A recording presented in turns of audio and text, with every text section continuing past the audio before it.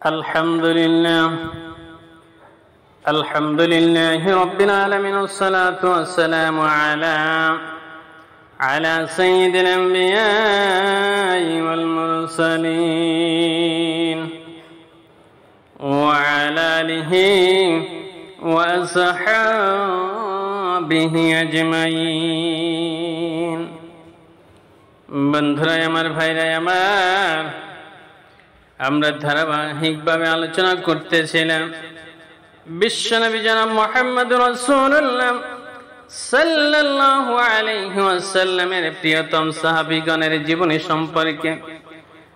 আজ আমরা আলোচনা করব আল্লাহর নবীর সাহাবী হযরত উসমান ইবনে মাজউন রাদিয়াল্লাহু তাআলা আনহুর জীবনী সম্পর্কে। তার নাম উসামা, কুনিয়াত আবু সাইদ, পিতা মাজউন, মাতা সুখাইলা বিনতে উনাইস। জাহিলি যুগেও তিনি অত্যন্ত পুত পবিত্র স্বভাবের প্রকৃতির অধিকারী ছিলেন। জাহিলি যুগের বিপুল সংখ্যক লোক মদ পান করে অভ্যস্ত ছিল, কিন্তু তিনি তা একবারে স্পর্শ করেননি।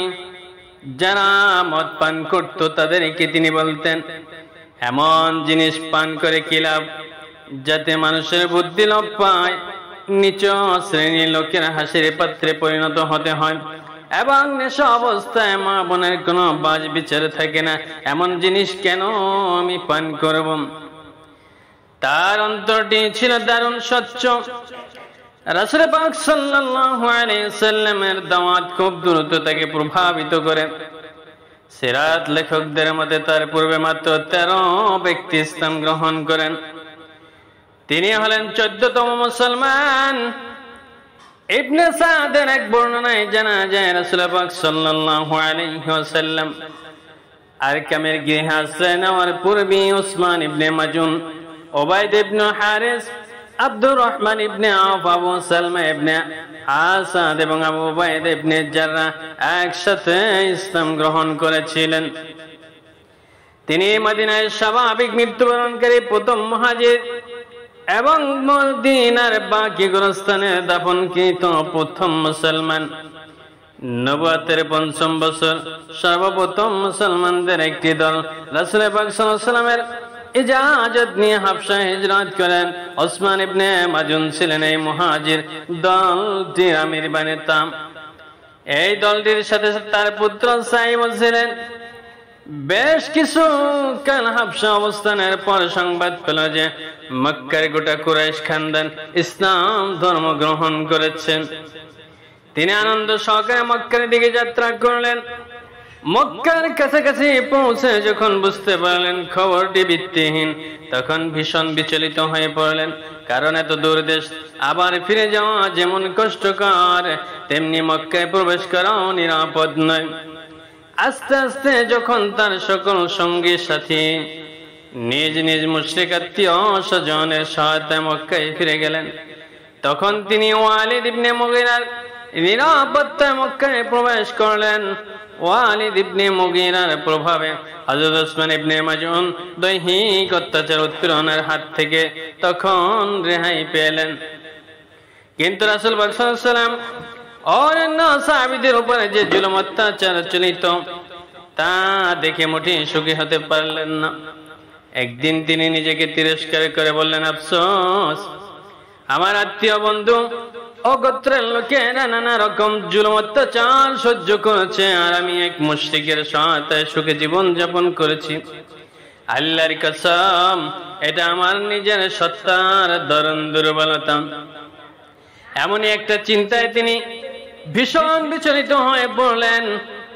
একটা অপরাধ বোধে তিনি জর্জরিত হতে লাগলেন। তিনি ওয়ালিদের কাছে গিয়ে বললেন, ও হে আব্দে শামস, তোমার দায়িত্ব তুমি যথাযথভাবে পালন করেছ। এতদিন আমি তোমার আশ্রয় কাটিয়েছি, কিন্তু এখন আল্লাহ তার রাসূলের হেফাজত থাকায় আমি শ্রেয় মনে করি। আমার জন্য আল্লাহ, রাসূল এবং তার সাহাবীদের দৃষ্টান্ত যথেষ্ট। ওয়ালিদ বলল, কেউ হয়তো তোমাকে কষ্ট দিয়েছে। তিনি বললেন, না, আসল কথা হলো আল্লাহ ছাড়া আর কারো সাহায্য এখন আমার প্রয়োজন নেই। তুমি এখন আমার সাথে কাবায় চলো এবং যেভাবে আমাকে আশ্রয় দানের কথা ঘোষণা করেছিলে তেমনি ভাবে তা প্রত্যাহারের ঘোষণা দিয়ে দাও। তার পিরাপিতে ওয়ালিদ কাবা চত্বরে সাধারণ সমাবেশ ঘোষণা দান করলো এবং উসমান ও দারি ওয়ালিদের কথা সত্যায়িত করে বলল, বন্ধুগণ, আমি ওয়ালিদকে প্রতিশ্রুতি পালনকারী ও দয়াশীল পেয়েছি। যেহেতু এখন আমরা আল্লাহ ও তার রাসূল ছাড়া কারো সহায়তা পছন্দ নয়, তা আমি নিজে ওয়ালিদের ইহসান বা উপকারের বোঝা আমার ঘাড় থেকে নামিয়ে ফেলেছি। এই ঘোষণার পর উসমান ইবনে মাজুন গেলেন লাবিব ইবনে রাবিয়ার সাথে কুরাইশদের একটি মজলিসে। লাবিব ছিলেন তৎকালীন আরবের বিখ্যাত কবি। তিনি উপস্থিত হতে কবিতার আসর শুরু হয়ে গেল। লাবিব তার কাসিদা আবৃত্তি করতে শুরু করলেন। যখন তিনি সত্রে বসলেন, আলা কুল্লি শাইইন মা খালাকাল বাতিলুন, ওহে আল্লাহ সারা সবকিছু বাতিল আসন। তখন উসমান হঠাৎ করে বলে উঠলেন, তুমি সত্য কথাই বলেছ। কিন্তু লাবিব যখন দ্বিতীয় সত্রটি পাঠ করলেন, ওয়া কুল্লি নাইমিন লামা হাতাজাইলুন, এবং সকল সম্পদ নিশ্চিত ধ্বংস হবে, তখন তিনি প্রতিবাদী কণ্ঠে বলে উঠলেন, তুমি মিথ্যা বলেছ। মজলিসে উপস্থিত সকলে ক্রোধ ভরা দৃষ্টিতে তার দিকে তাকালো। তারা লাবিবকে শ্লোকটি পুনরায় আবৃত্তি করতে অনুরোধ করল। লাবিব আবার আবৃত্তি করল এবং উসমান প্রথম সত্রটি সত্য, দ্বিতীয়টি মিথ্যা বলে মত প্রকাশ করলেন। তুমি মিথ্যা বলেছ, জান্নাতের নিয়ামত বা সুখ সম্পদ কখনো ধ্বংস হবে না। এক কথা বলে শুনে লাবিব একটু রুষ্ট হয়ে বললেন, কুরাইশ গোত্রের লোকেরা, তোমাদের মজলিসে এই অবস্থা তো পূর্বে কখনো ছিল না। এই উস্কানিমূলক উক্তিতে সমগ্র মজলিসে ক্রোধে ফেটে পড়ল। ইত্যবসর এক হতভাগা ওসমানের দিকে এগিয়ে গিয়ে তার মুখে সজোরে একটি ঘুষি মেরে দেয়। ঘুষি খেয়ে তার একটি চোখ রক্তে জমা কালো হয়ে যায়। লোকেরা বলল, ওসমান, তুমি তো ওয়ালিদের আশ্রয়ে বেশ ভালোই ছিলে এবং তোমার চোখ এই কষ্ট থেকে নিরাপদ ছিল। জবাবে তিনি বললেন, আল্লাহ আশ্রয় সবচেয়ে বেশি নিরাপদ ও সম্মানজনক। আমার যে চোখটি এখনো ভালো আছে সেটাও তার বন্ধুর কষ্টের ভাগ হওয়ার জন্য উদ্গ্রীব। ওয়ালিদ জিজ্ঞেস করল, তুমি কি আবার আমার হেফাজতে আসতে চাও? তিনি বলেন, এখন আল্লাহর হেফাজতই যথেষ্ট। তার সময় অনুভূতি চমৎকার বহি প্রকাশ ঘটেছে। তার স্বরচিত একটি কাসিদায় হযরত আলী ও তার এই কবিতার উসমানের ঘটনা সুন্দরভাবে তুলে ধরেছেন। এভাবে দীর্ঘদিন যাবৎ হযরত উসমান মক্কার নানা রকম অত্যাচার উৎপীড়ন সহ্য করে থাকেন। অতঃপর রাসূলুল্লাহ সাল্লাল্লাহু আলাইহি ওয়াসাল্লাম সাহাবীকে মদিনায় হিজরতের অনুমতি দিলেন। হযরত উসমান ইবনে মাজুন, তার দুই ভাই কুদামা ইবনে মাজুন, আব্দুল্লাহ ইবনে মাজুন পুত্র সাইব ইবনে উসমান সপরিবার অন্য সকলকে নিয়ে মক্কা থেকে মদিনায় হিজরত করেন। হযরত উসমান তার খানদানের একটি লোককে মক্কায় রেখে যাননি। মদিনা পৌঁছে তিনি হযরত আব্দুল্লাহ ইবনে সালাম আল জালানি রাদিয়াল্লাহু তাআলা অতিথি হলেন।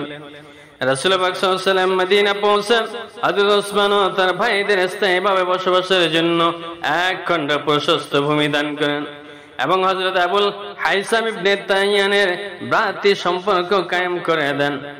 সত্য মিথ্যার প্রথম সংঘাত ঘটে বদর প্রান্তরে। ইনি শরীক ছিলেন এই যুদ্ধ থেকে ফেরার পরে তিনি রোগে আক্রান্ত হন। তার আনসারী ভাই এবং স্ত্রী পরিজনরা যথেষ্ট সেবা করেন। মৃত্যুর হাত থেকে বাঁচতে পারলেন না। হিজরতের 30 মাস পরে হযরত ওসমান ইবনে মাজুন মদিনা ইন্তেকাল করেন। হযরত উম্মুল আনাসিয়াত, যার বাড়িতে হযরত উসমান ইন্তেকাল করেন, বলেন গোসল কাফন দেওয়ার পরে জানাজা তৈরি হলেন, রাসূল পাক সাল্লাল্লাহু আলাইহি ওয়াসাল্লাম তাশরীফ আনলেন। আমি বলতে লাগলাম, আবু সাইদ, আল্লাহর রহমত তোমার উপর বর্ষিত হোক, আমি সাক্ষ্য দিচ্ছি আল্লাহ তোমাকে সম্মানিত করবেন। রাসূল পাক সাল্লাল্লাহু আলাইহি ওয়াসাল্লাম জিজ্ঞেস করলেন, তুমি কিভাবে জানলে আল্লাহ তাকে সম্মানিত করবেন?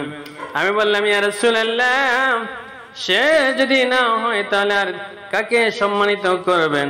রাসূল পাক সাল্লাল্লাহু আলাইহি ওয়াসাল্লাম বললেন, ওসমান চিরদিন ঈমানের অধিকারী, তার ভালো হবে এমনটি আমি আশা করি, কিন্তু আল্লাহর কসম আমি আল্লাহর রাসূল হয়ে জানি না আমার পরিণাম কি হবে।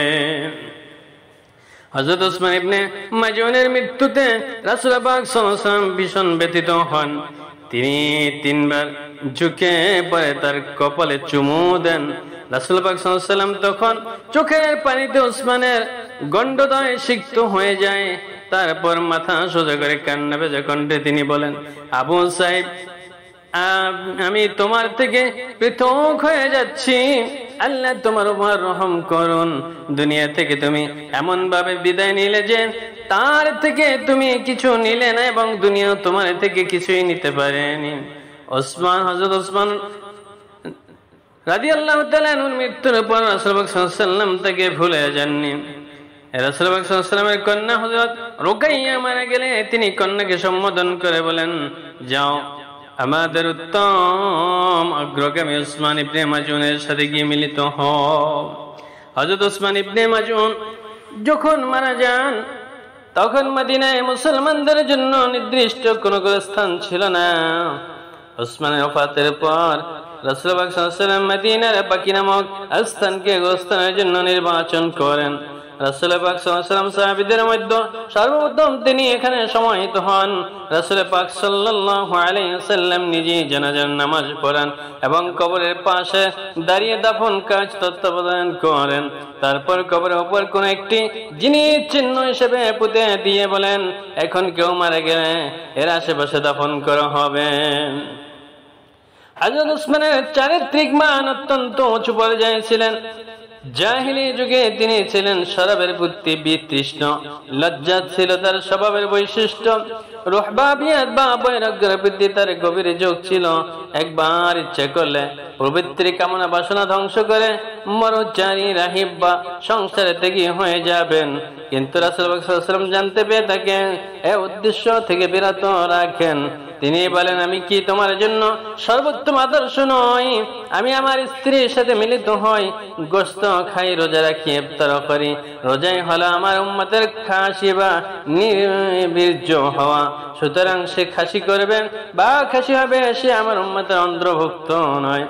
ইবাদত বা সাবগজরি ছিল তার প্রিয়তম কাজ। সারা রাত তিনি নামাজ আদায় করতেন, বছরের অধিকাংশ দিনে রোজা রাখতেন। বাড়ির একটা ঘর ইবাদতের জন্য নির্দিষ্ট করেছিলেন, রাত দিন সেখানে ইতিকাফ করতেন। একদিন রাসূল পাক সাল্লাল্লাহু আলাইহি ওয়াসাল্লাম এই ঘরের চৌকাঠ ধরে 2 অথবা 3 বার বলেছিলেন, ওসমান, আল্লাহ আমাকে আর বা বৈরাগ্যের জন্য পাঠাননি।